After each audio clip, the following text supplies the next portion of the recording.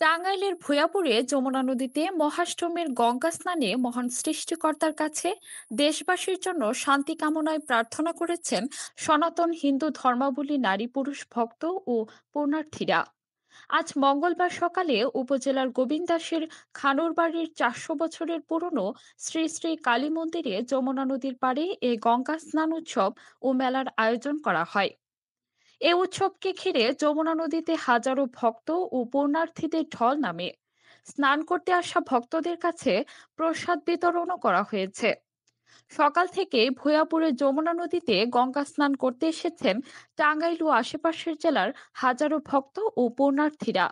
এ সময় তারা সৃষ্টিকর্তার কাছে বিভিন্ন মানত ও দেশবাসীর জন্য শান্তি কামনায় প্রার্থনা করে পূজা অর্চনা করেছেন। গঙ্গা স্নানকে কেন্দ্র করে দিনব্যাপী বসেছে মেলা। গঙ্গা স্নানকে ঘিরে প্রশাসনের পক্ষ থেকে নেওয়া হয়েছে বাড়তি নিরাপত্তা।